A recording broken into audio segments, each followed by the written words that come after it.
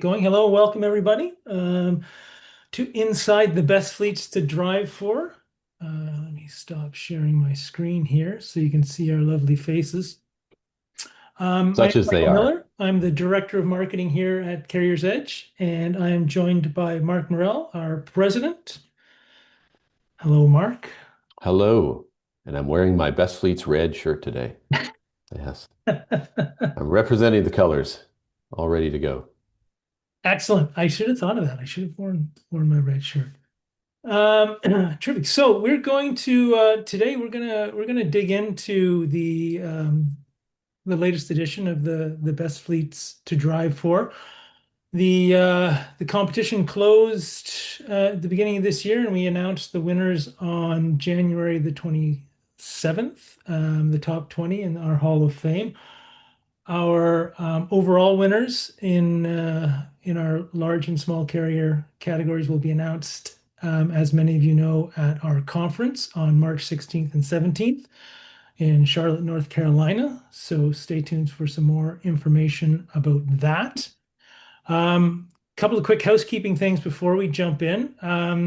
Feel free to drop in questions as we go throughout the session today. There's a Q&A button or icon at the bottom of your screen. You can drop your questions in there, and we'll get to them as we go through. Yeah, so let's dive in. I guess off the bat, let me just say a thank you to the sponsors for the best fleets to drive for. We would be remiss in not mentioning them. So our three sponsors this year: Truckrite, Netradyne, and Isaac. We're very grateful for their support of the program and thank them for partnering with us to bring this great program to life.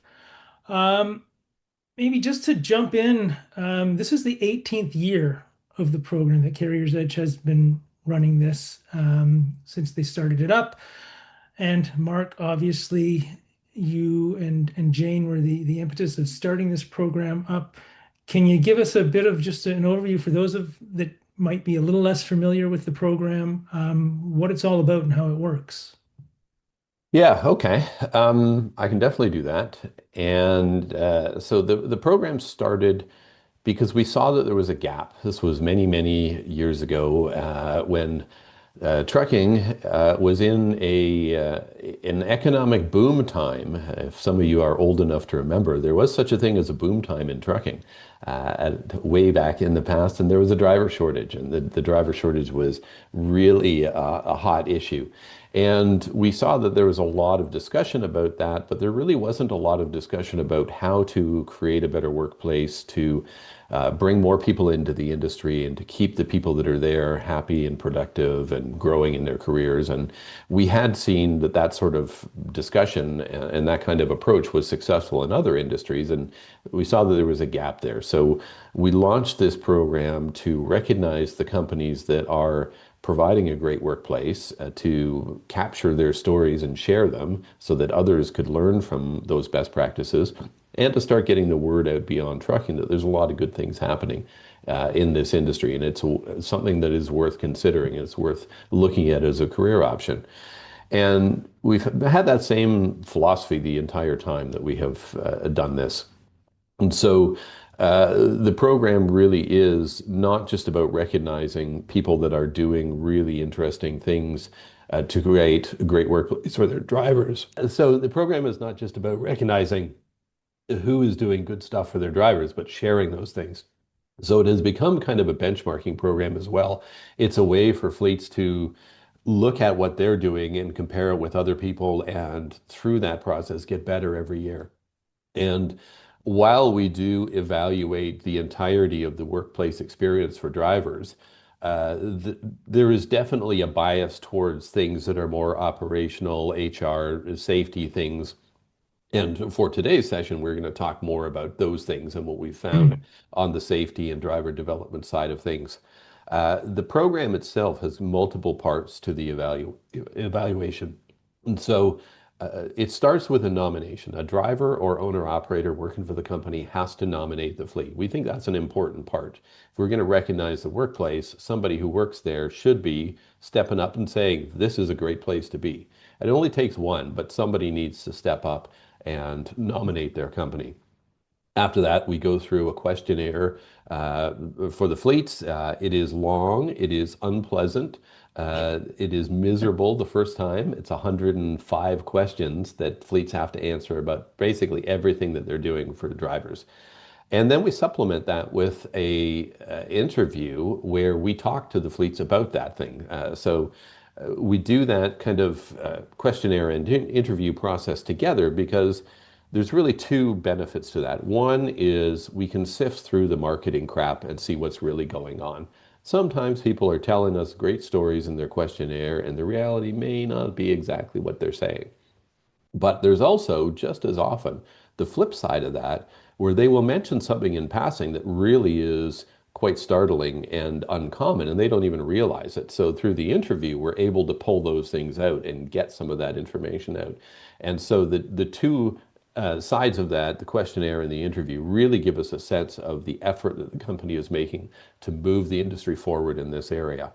Then we have a driver survey where the drivers get their chance to weigh in and provide their opinions on things that are happening, commentary, and rate their level of agreement with different things. And then the final part of it is looking at the company's results in terms of retention and safety performance. And the thinking here is that if you're making the right effort, if you're trying to do all of the right things and drivers are happy with those things that you're doing, ultimately you're going to see the results in terms of retention and safety scores. So we put all of those things together to identify the best fleets. It is a grueling process for us. You went through it for the first time Mhm. and you saw just how much of a grind it is. There's about 8 people that were involved in it this year through the interview process and through the scoring, where we have to pull all of that information out and sift through it and figure out what's going on. And then from that, we can see who the winners are. So we've got the top 20. We've got a ton of information. We had 4,400 driver surveys this year, in addition to the whatever it was, 2,600 or 2,800 data points that we had to score from the questionnaire. So it is a lot to go through, but at the end of it, we really get a good sense of what's happening. And just as important, I think, for us in things we're going to talk about today, it's not just a picture of what's happening at this particular moment in time, which we absolutely get a really good sense of what sort of the state of the art of the industry right now. But having done this now 18 times, we can really see how things shift over time. We can see things that are starting to emerge and see that they are going to turn into larger things because we've seen things emerge as one idea that only a few people are doing. And then it really starts to gain momentum and becomes an industry standard thing. And so we saw that with something like guaranteed pay or pay consistency programs for drivers. It started with just a few people that were offering guarantees, and now it's become pretty standardized that people are offering some sort of mechanism to keep driver pay consistent. And that's been sort of emerging over 10 years or so. And cameras, of course, when we first started doing this, dash cams were few and far between. There was maybe one or two providers, and only a few of the craziest fleets were doing it. Well, now everybody's got a camera, right? So things have shifted, and we see a lot of those trends shift and evolve over time, and that gives us some really good information. And of course, we have built that into our product. We use that as the foundation for a lot of our product design. The reason that we built a mobile app when we did is because we saw that best fleets were starting to build custom mobile apps, and that was becoming more commonplace. So we started to go in that direction as well. We did the integration with the dash cams because we were seeing more and more people adopting dash cams and wanting to have something to do after they pick up issues with drivers. So it's been really good for us to go through that process every year and see what's happening, and then start to build that into our product. That's great. Yeah, you meant what you're mentioning about the scoring process and going through that. Yeah, I did go through that for the first time this year, and I was just um so impressed with the rigor and the level of detail that's involved, like the hours and hours spent going through all of the questionnaires and the interview commentary and notes and how that gets broken down to actually provide scoring. I mean, it's amazing, like looking at it from the outside when I first came in, you wouldn't realize that everything that's behind that and the rigor involved. It's really, really impressive. I learned a ton. It's a good exercise to go through to get up to speed on what is happening in the industry, as you say. Um, it's interesting, like you're saying, like the program's been running for 18 years. You've seen all of these changes that have come through the shifts and the trends and things that have come for a while and left and things that have stuck around and become the norm. It's always interesting to know like what emerged in any given year. Is there a core theme from this year that jumps out at you as this is a big thing or a big theme that we're seeing this year? Well, yeah. And we saw it earlier in the interview process where 3 years into the Great Recession, all of a Mhm. sudden there's a kind of a mental shift. The first year of the recession was, yeah, it's kind of tough. We're holding on and it's fine. And the second year it was, yeah, okay, it's been rough, but we think it's going to turn around and the new year is going to be better. And this year it was totally different. This year the prevailing mindset is, yeah, we don't know when it's ever going to end. So we're having to make adjustments. So we saw a lot of people start to get really creative about cost cutting and figuring out ways that they can continue to support drivers without investing or as much as they were. They were really having to cut back on the costs, but still wanting to find ways to build programs for their drivers and provide support. And in a lot of cases, I think what we saw is people that are cutting things, it's sort of forced an evaluation of things that maybe weren't the best ideas to begin with, or were things that were great, but maybe were a little bit excessive. So you can scale back on them. So that rationalization has led to people becoming a lot more efficient and making changes that I think are going to continue after the recession is over because they make more sense. They're really optimizing in a lot of ways. So that's been hard for people, absolutely. And there is a lot that we see in the driver surveys where there's kind of grumbling about pay and they would like compensation, they would like some of these things back. But in a lot of cases, I think when we come out of this, the companies are going to be much more efficient and they're going to be, leaner and meaner and ready to capitalize on the upturn when it happens. Yeah, yeah, it was interesting. Seeing that shift as we kind of went through all of the questionnaires and the responses in the interviews. I wonder how maybe if we look at it at different aspects of the life cycle of the driver and what we saw at different periods of that. So onboarding or even the hiring to begin with. One of the things I saw come out of the results is a lot of companies. I think this is something that's been happening for a couple of years, but maybe it's accelerated. Is dialing back new entrance programs and focusing more on hiring more seasoned drivers and kind of what that means in terms of what are the programs that you then focus on and how do you shift? Did Oh you yeah. see that? Yeah, big change in new entrant programs. So we had seen fleets that were basically opening their own schools and taking on the that whole process of bringing in new entrants, and they, in many cases, have just shuttered those things completely. This is not earth-shattering news to anyone. If you're parking trucks, you're not worrying about bringing on new entrants. You're not worrying about apprenticeships and things like that. So, and that's a place where you can cut costs. Operating a school is an expensive venture. And we did see this. This is not the first time that we've seen this. When there's a downturn, those kind of things happen. You see that stuff scale back. But a lot of them have really scaled back. And the smarter fleets are certainly keeping these programs going, but they're not operating the school. They're partnering with local schools. So they're offloading some of that cost, some of that risk, and they're just focusing on finishing for new drivers. So these people come out of the school, the best of the best go into these fleet apprenticeship programs or finishing programs.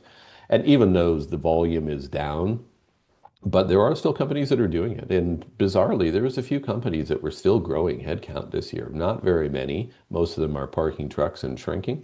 But there was a few that were growing, and there are still people that are bringing in new entrants. They're very selective about it, and they're very purposeful in what that onboarding and finishing program looks like. But they're recognizing that they are going to need these people at some point, and you got to keep the machine running basically as far as the new entrants go. But it definitely has scaled back. Yeah. Okay. And yes, whoops. So I guess one of the things I noticed too, like thinking about that shift in focus, then if you're not bringing on the new entrants, then kind of what you're focusing on is more programs and training that you're targeting at those more experienced drivers. And one of the things that was interesting. Let's see if I can find the statistic that I wanted to throw out there. Um, oh, of course, when I want the statistic, it's not appearing for me. Um, maybe I'll take this in a different track. So we saw online training is growing again. So that is up to, I believe the number was 88% of our best fleets are utilizing online training. But then there's a more, it's become almost like the standard. Like it's everybody's doing it now, Hmm. moving away from other things, but there's still a core of companies that are, I think the number was about high 60% are incorporating that with other in-person aspects of it. Have you seen shifts like that, like in the years that you've been watching this? Um, does does one naturally go up as the other's coming down? Are you seeing more utilizing multiple delivery mechanisms, or are they shifting from one to another? Um, Kind of yes, in all of the above. And I'll answer it in two parts. In the context of onboarding, where a lot of the training focus is, and then in the context of ongoing training, sort of post ramp up. And onboarding, yes, this is something that really it spiked in COVID, unsurprisingly, that people were forced out of the in-person onboarding programs, and it has shifted. Sort of the pendulum swung back the other way, and we're sort of settling in the middle, where a significant portion of the participants are doing pre-work. I think it ended up being about two-thirds of the participants are doing pre-work for drivers. So giving them something to get started on before they show up for orientation. And that is certainly going to be the paperwork type stuff. Get all the paperwork type stuff done before you get to orientation. But pretty commonly, it's also get some online courses finished. So some of the standardized online programs, the things that you know that drivers have to do, those can be done before they show up. And then use that time at orientation for more personalized things, getting to know the company, doing practical work, and that sort of thing. And that is something where we've also seen a shift where we've got more of the executive engagement happening. There Mm, was a yeah. decline in that for a few years, and now we're back up to about, I think it was about 60% of the finalists this year have executive engagement directly involved in the onboarding of drivers. And most commonly, it's coming in for a meet and greet and get to know you and a little bit and that sort of thing. But there's real value in that. And when it declined, that was not a positive. Drivers did not respond well to that lack of executive engagement. So seeing that trend back upward is definitely a positive in terms of the driver experience. And Yeah, then, that number, I think it doubled too. I think it went from like mid to high 20s percentage last year up to that close to yeah, 60% this year. yeah. So it really made a shift. And something that I've found very interesting is what happens after that orientation is over. So we're talking about the pre-work, the stuff you do before Mhm. you get to orientation, but we've been watching for a long time what happens with the post-orientation onboarding. So from week 2 to week 12, that in that period when a driver's finished orientation and they're going through the process of getting ramped up and learning the business and learning the customers and all of that kind of thing.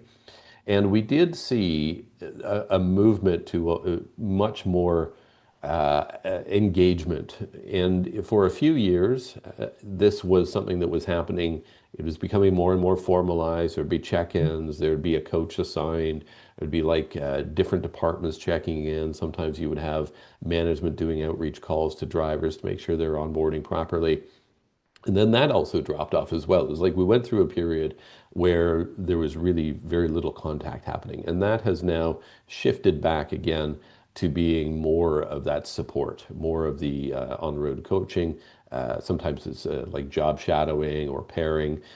Sometimes it is just check-ins and different departments calling and things like that. But it is ramping back up again, and that is definitely a positive because it helps drivers have much more success with the onboarding. And what I've also seen that's kind of interesting is a movement to have more sort of going back to the online stuff, much like you do with the pre-work, you get some of the online stuff as pre-work. There's now follow-up online stuff happening post-orientation.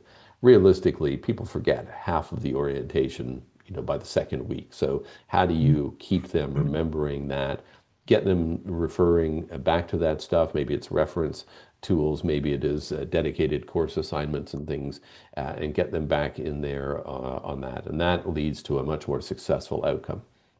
So that's kind of the trend sort of around training or the balancing of online and offline training for onboarding. Ongoing training is something that is quite interesting. And like you say, it is kind of the default that it is that online is the way people are doing things now. And I noted this at our conference last year because last year was the first time that online had reached that point of saturation where everybody was really doing it as the baseline. And we're balancing it now with other types of training. And Classroom has really fallen off. So the number two behind online is kind of coaching.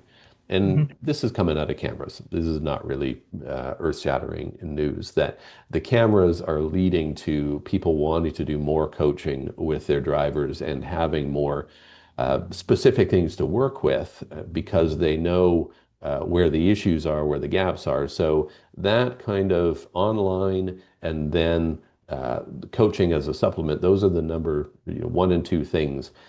The place to be careful there is that you can lose some of the personal connection. It's great to have the coach in there, but if the coach is only really catching the driver when there's deficiencies or doing remedial type work, you're not building the relationships and building more of the positive outcomes the same way that you can through some other mechanisms. And as much as Classroom is a pain to conduct and to schedule, there is that added value of the social group getting together, that community thing that happens when people get together. Just hanging around before it starts, afterwards, at breaks, they do start to build that. So it's important to have all of those things in there and to really balance them properly. Obviously, we're very happy to see online becoming a standard. I mean, the reason that we launched our business in the first place is that trucking was dramatically underserved by e-learning providers. There was really nothing. There was ProTread, who were the pioneers in e-learning, but that was really about it. So there was really not much. So that's really shifted, and it's good to see that people are recognizing it. And I also have to laugh because one of the objections that we used to get when we first launched our product is drivers can't use computers. You can't do training online. So now it's so funny to see that it's now the default. Uh, but one of the things that happened for us, and I think you were part of this in the scoring, is starting to look a little bit deeper in what is happening in the online. And we've got this as an established standard. And the way the scoring always works is you start with very basic stuff. And it might be, are people doing it at all? And it's sort of a binary. If anybody's doing it, you get points for it. Well, then once you get to the point where everybody's kind of doing it, you have to look a little bit deeper and start to assess the qualitative aspects of it. Okay, so we've got these things that everybody is doing, but is it all the same? And now we're starting to get to the point where we can drill down to that and say, okay, yeah, everybody is doing something online, but really, are they, if you're dumping out PDFs and just blasting drivers with PDFs, that's not really online trading. That's just dumping documentation on them. And if it's like some of these crappier video products that are really just no content at all, just because it is served out over the internet doesn't make it interactive or valuable, effective online training.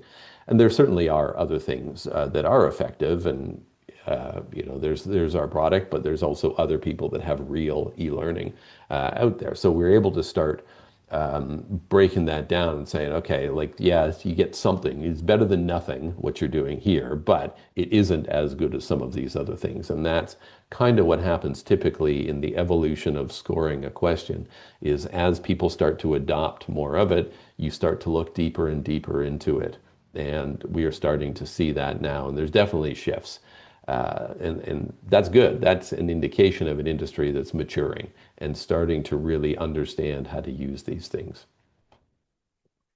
Yeah, it's and speaking of shifts, you mentioned coaching as being another key channel that everybody's using and the integration with the dash cams, which I want to ask about too. But on the coaching side, I mean, if I feel like this may be a shift, but um, one of the responses or the outcomes around that was having formal selection or a process behind how you're choosing these coaches, how you're supporting these coaches versus it's just it's a seasoned driver and you make them a coach. I think the number was 35% now have a formal process to actually select and train and support those coaches to do what they do and to be better at supporting the drivers, which I feel like is an important step in growing that kind of an approach. Is that, are you seeing that is that a shift? Is that something that's growing or? Yeah. So that is an area where we definitely are starting to see some maturing happening. So you're right. When it first started, the cameras were great, and we've got many camera partners that have some fantastic products. And while it was originally about saving your butt to prove that you weren't at fault, it very quickly emerged as a tool for identifying performance gaps for drivers. And then, of course, there's more of those than one safety person or one driver trainer can get to. So people started putting in these coaching programs where the senior drivers were acting as road coaches or road instructors with the drivers to help them on that. And so then, okay, you've got some coaching, but then we start seeing, okay, a little bit more maturity around that. So what does that coaching constitute? Is it really coaching where you're working with the driver to improve their skills, or is it just a phone call to tell them that they shouldn't have done that? Stop following too close.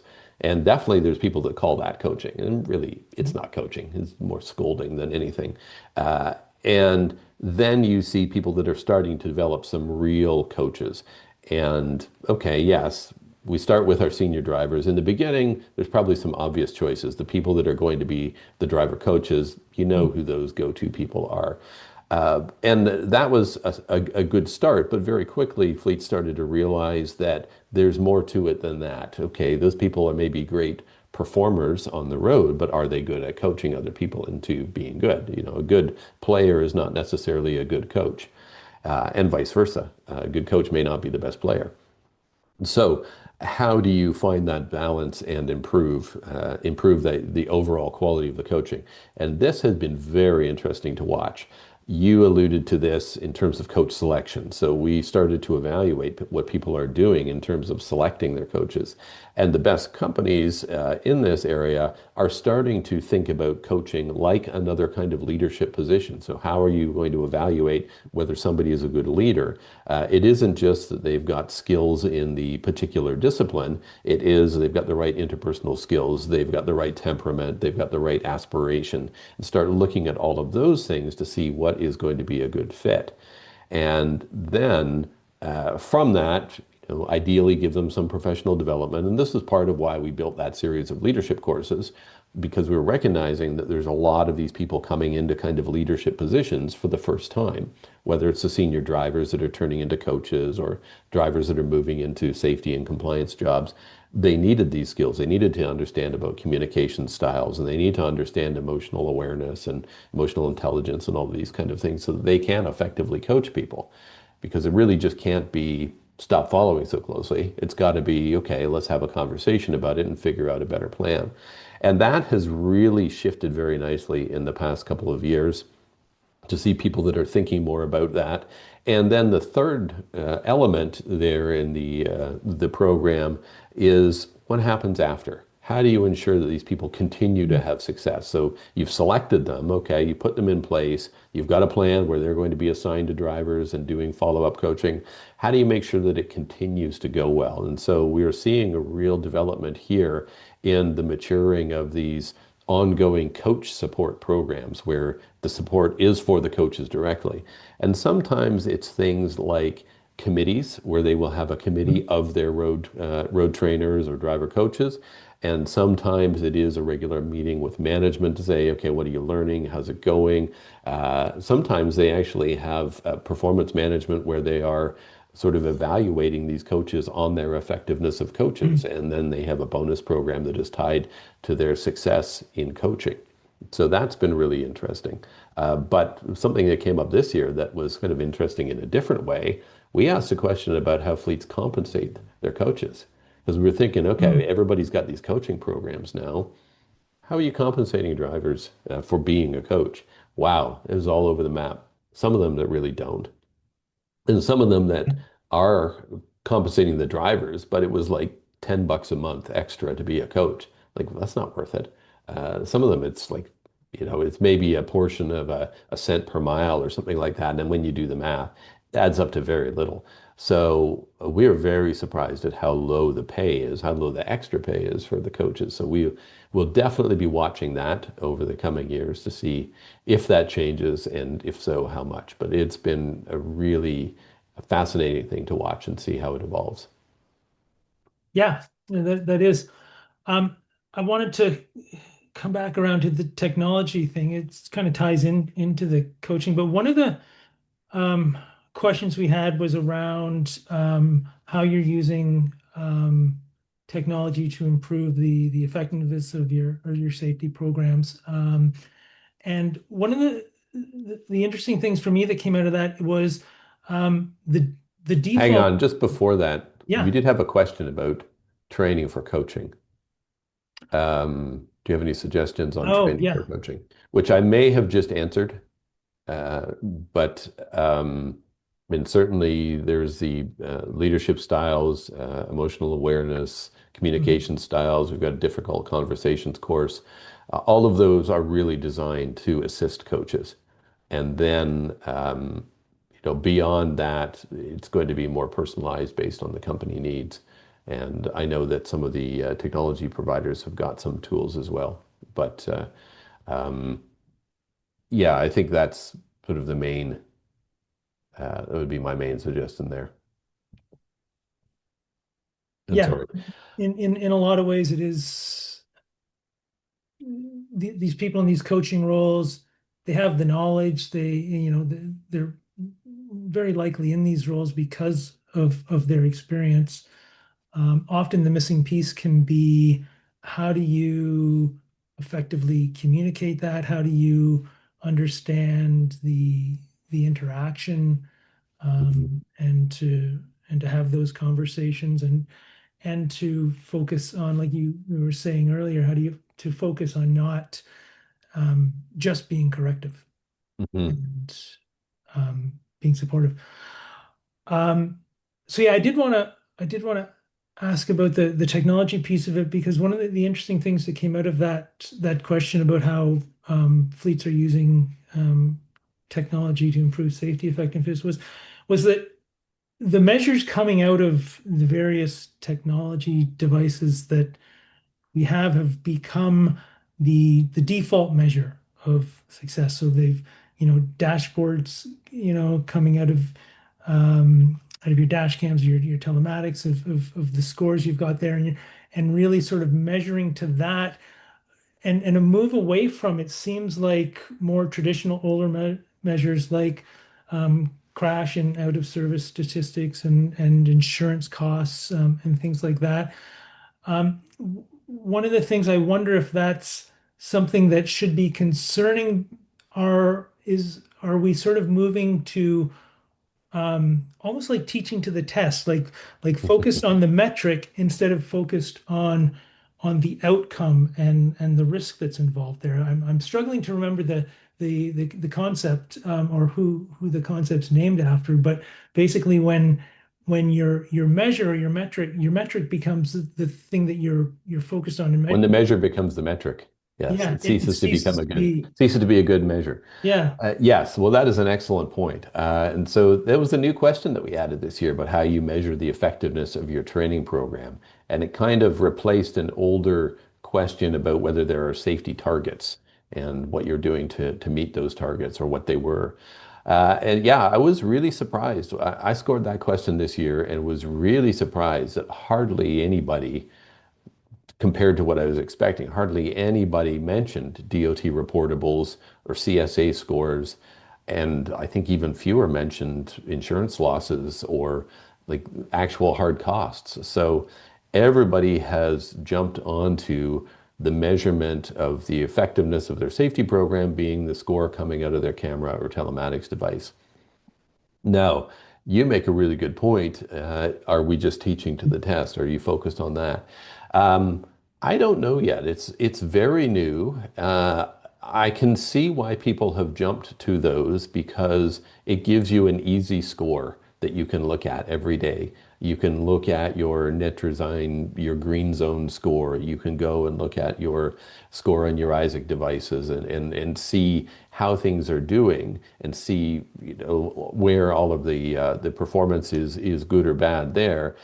And it's a little bit so we have to be delicate because these are our partners and they have fantastic products, but there is always something to be considered there when you are relying on a score that is prepared by some other external entity. You've got platform risk. If they change the calculation of that, it could throw off all of your programs. If they decide to change how they're scoring it, or for some reason remove it altogether, you could be really at risk. So it is very it's a challenging thing to put too much weight on it. I would be cautious about that.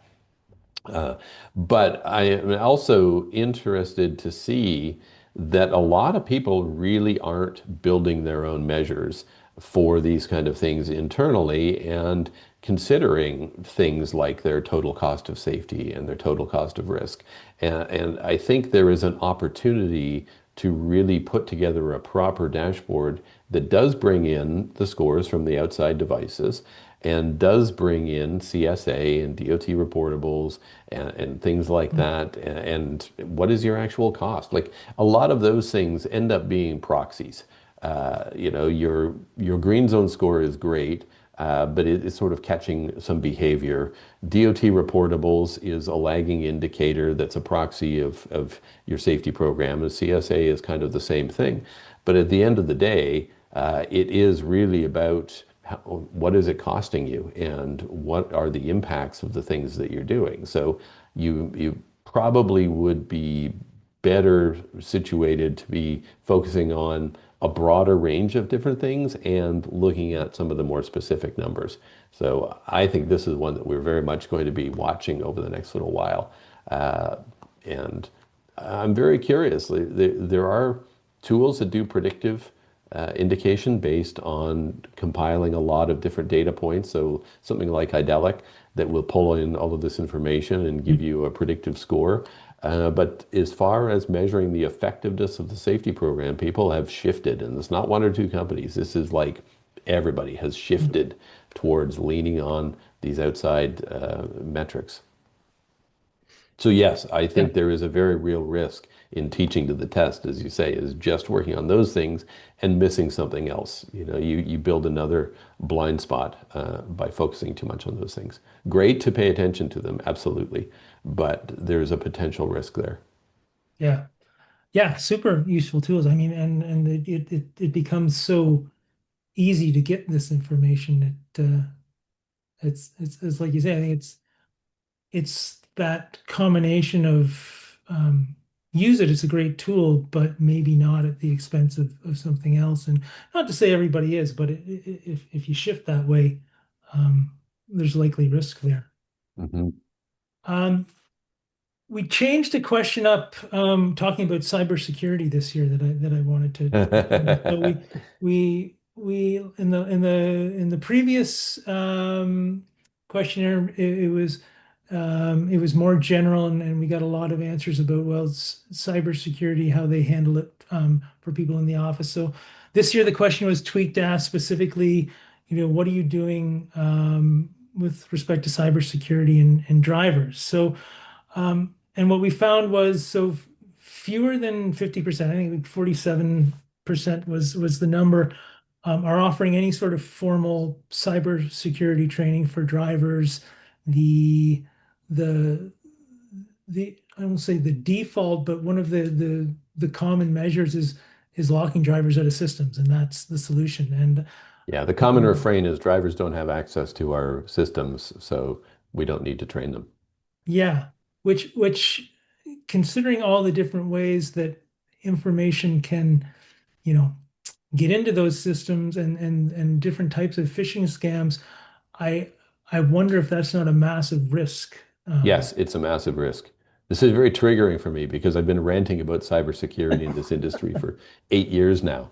Uh, yeah, that is absolutely an issue. And I think this, and I'm not going to try and not monopolize the entirety of the rest of this session on this topic, but this idea that you look at your systems and who has access to your systems and you train the people that have access to your systems to make sure that they understand what they're doing, that is absolutely fabulous as an approach to cybersecurity 6 years ago, when that was the way to do it. And that was exactly what needed to be done. And back then, trucking companies were falling prey to ransomware on a weekly basis. So, yes, step one, train your people so they're not clicking on all these phishing links all the time. And lock down your systems and fix your network so that it's not so easy to get hit.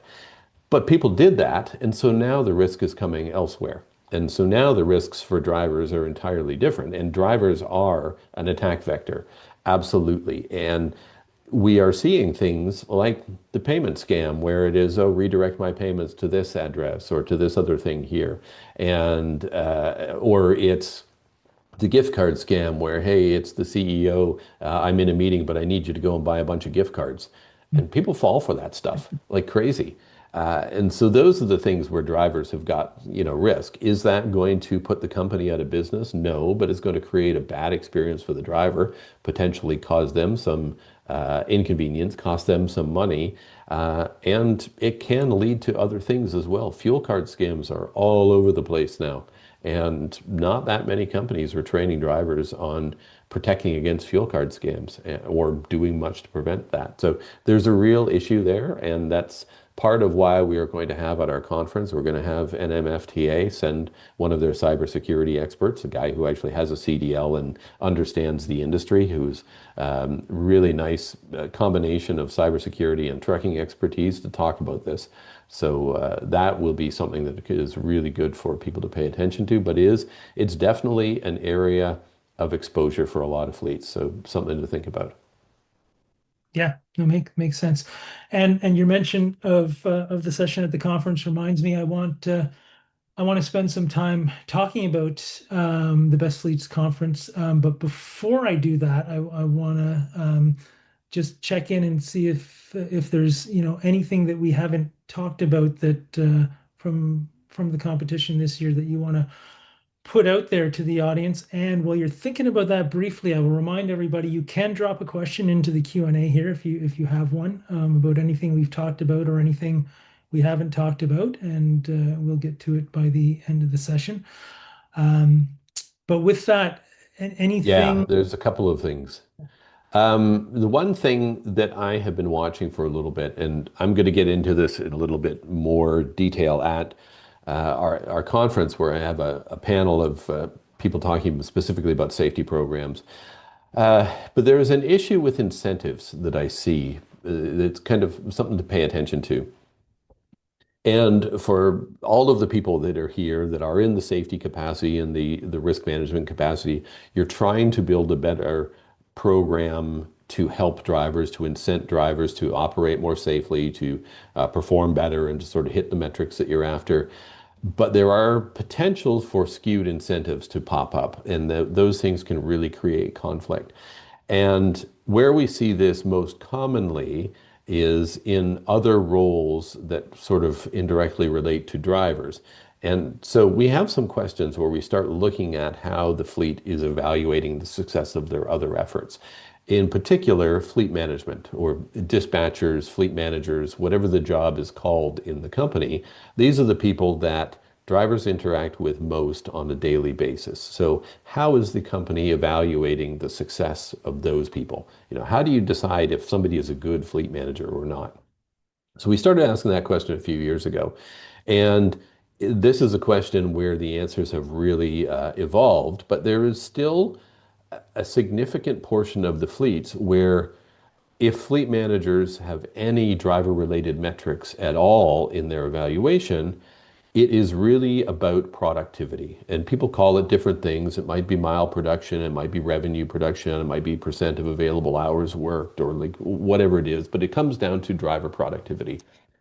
And anytime you have something like that, where the fleet manager is being measured on driver productivity without other corresponding elements like safety or attention or satisfaction, you create a bit of a skewed incentive where that fleet manager is incented to just keep that driver running, just keep them moving. That's where your pay is based on keeping that driver moving all the time, which at the very basic level, sure, that's their whole job is to keep drivers moving, but only up to a point because you want those drivers to be doing that work safely. You want them to be happy doing it so that they stick around. You don't want them to be getting frustrated or stressed out and leaving.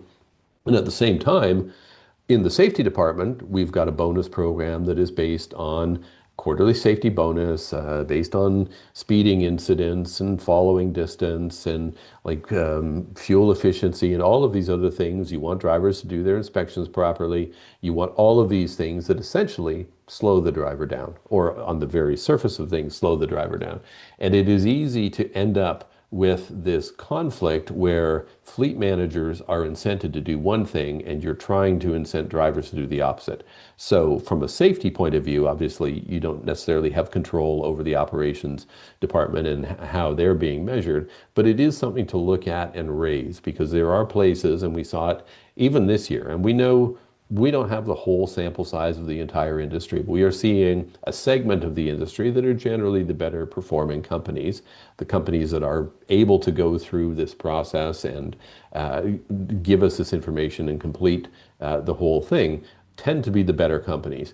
And even at the better company level, they are still seeing situations where they've got these skewed incentives. And it is worthwhile paying attention to that, having a look at all of your different bonus programs and what are they incenting and do they align, or are some of them ending up creating conflict for drivers, which is going to end up undermining the effectiveness of your safety program. And one other thing that sort of relates to that kind of mixed message thing is a question that I always love looking at. We have a question about what happens post-incident or post-collision after the initial investigation. After that, or the initial, the day after there's a crash or an investigation, what happens? And why I love looking at that and talking to fleets about what they do is they always have, every single fleet has a very thorough process that they go through, very thorough evaluation. We do this and we'll evaluate this, and then here are the different steps. And it, in almost every case, details a progressive discipline program. They spend a lot of time telling us about all of the different things. So the driver will be put into coaching or put into training. And if there's 3 incidents within this period, the driver is fired. So they're telling us all of the stuff about the details of their post-incident investigation and intervention program. But that comes right after they've just told us that most of the crashes aren't the driver's fault. So if it's not the driver's fault, why are you so focused on punishing them for that, right?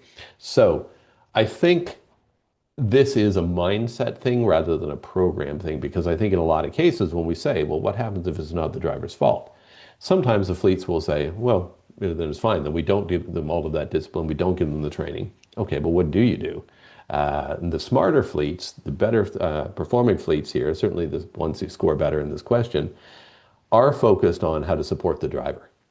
Because even if that driver wasn't at fault, it still wrecks their day or wrecks their week. It can, ruin a lot of things. If that driver is in a crash that was a suicide by truck, that driver's week is gone.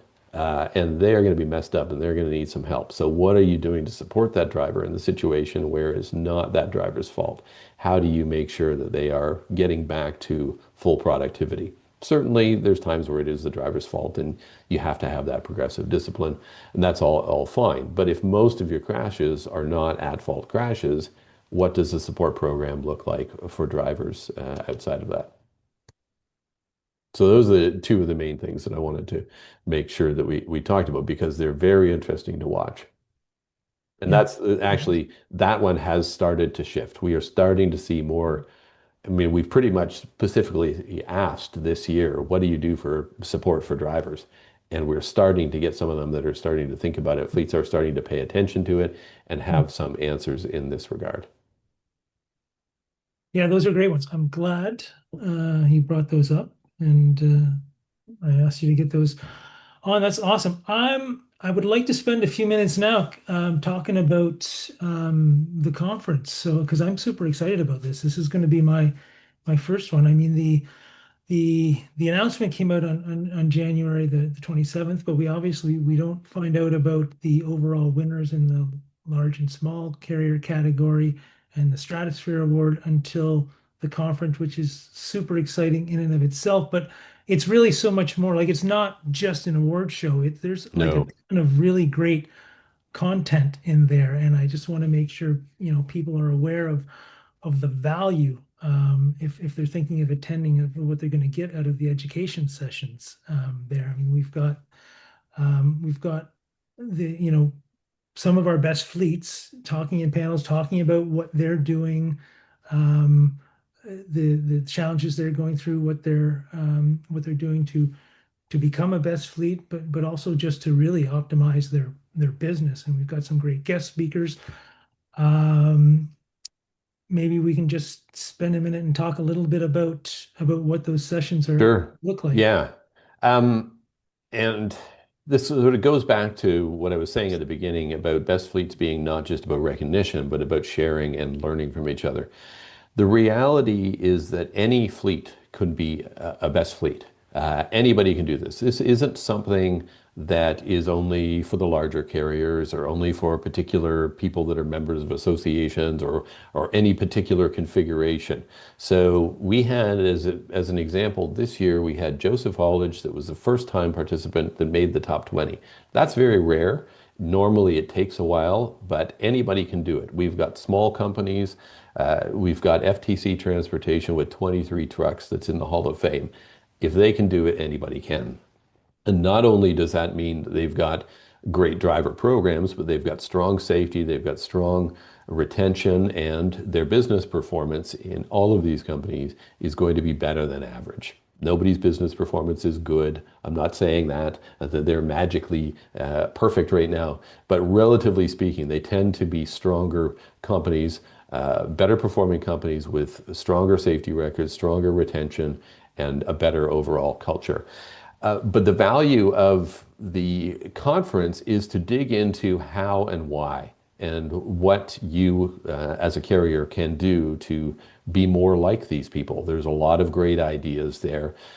We started this conference, and I really wanted to do a couple of specific things with it because my issue with all of the other awards, which are all fine, but I always find myself asking, why is this company a winner? When somebody wins a safety award or somebody wins, I don't know, recruiter of the year or whatever the individual thing is, why are they the winner? And I always want to know who else was in the running and why did this particular person win? What was it that set them apart? And you never really get that information. So with our conference, we wanted to dig deeper into that. We go into it a fair bit with the results book that we distribute at the end, breaking out the scores of the winners and what got different point levels and things like that. But at this conference, I wanted to take it down to the next level and saying, here are all the things that these companies are doing that other people aren't, that make them winners.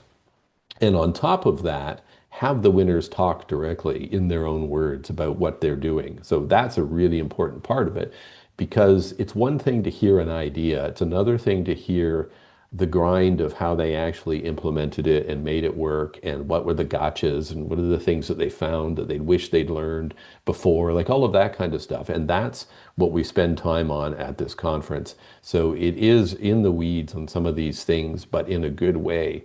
And being a conference environment, not only are you hearing them speak and talk about it directly, but then you can talk with them afterwards at the break. We have ample time in there for chatting, so you can go and get more details, connect with people from all over North America that all different kinds of fleets from across North America and learn from them there. So those things I found were really what I wanted to be able to do is you come out of this thing and have a lot of ideas, have a sense of how to implement them. And the final session is, what do you do with this? Okay, how do we go with this like 10 pages of notes? Now what do I do when I'm back to the office? So we've got people talking about what their process is, how they implement it, what they do differently every year to keep building on it so that they can really give you a game plan. So you can really come back from this thing with steps to get somewhere. And part of that, part of the value in that, sort of the last part of it that really makes a difference, I think, is that it is really a carrier-only event. There is no vendors there except for the sponsors. So it is really just carriers talking to carriers. So I always love the way that TPS does that, Trucking Profitability Strategies. That's out of the University of Georgia. They have a good program, and I was lucky enough to be a speaker there several years ago and saw that carriers can let their guard down. They can be chatting with each other and they don't have to worry about it. They're not being swarmed by sales guys. And that makes a huge difference. Nothing against sales guys. They have a purpose and there's lots of other conferences where there's plenty of salespeople there to talk to. But here, this is really about education. It's really about learning from each other.